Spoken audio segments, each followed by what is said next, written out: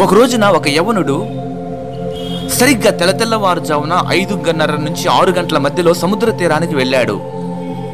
ఆ సముద్ర తీరంలో ఏదో తోలు తిత్తి మీద కొన్ని రాళ్ళు కొట్టుకుని వచ్చాయి. ఆ తోలు తిత్తి ఓపెన్ చేసి చూశాడు. ఆ రాళ్ళు ఒక్కొక్క రాయి కూడా ఆ పడవ మీద అటు ఇటు తిరుగుతూ సముద్రం మీద విసిరేస్తూ వచ్చాడు.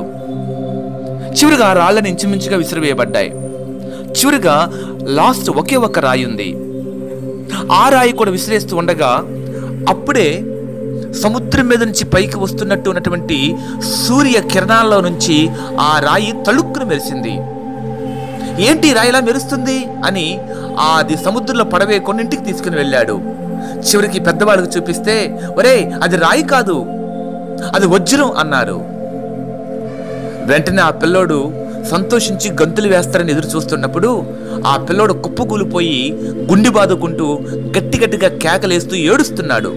చుట్టూ ఉన్న వాళ్ళందరూ, ఎందుకు ఏడుస్తున్నావు, నువ్వు తీసుకొచ్చింది వజ్రం అని చెప్పి అతను ధైర్యపరచబోతే అతను అన్నాడు, ఏమండి ఏడ్చేది ఈ వజ్రాన్ని బట్టి కాదు, నేను ఎన్నో వజ్రాలు ఎన్నో అవి రాళ్ళు అనుకొని సముద్రంలో విసిరేశానన్నాడట. ఏం ప్రయోజనం? ఏడిస్తే, కుప్పకూలిపోతే, గుండెలు బాదుకుంటే ఏం ప్రయోజనం?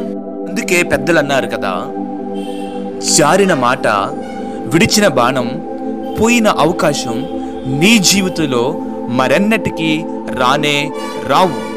కనుక ఈరోజు నువ్వు ఏ స్థితిలో ఉన్నావో ఆ స్థితిలోనే దేవుని కొరకు, దేవుని పరిచర్య కొరకు, నీ కుటుంబం కొరకు ఒక ఉపయోగపడమైన పాత్రలా ఉండు.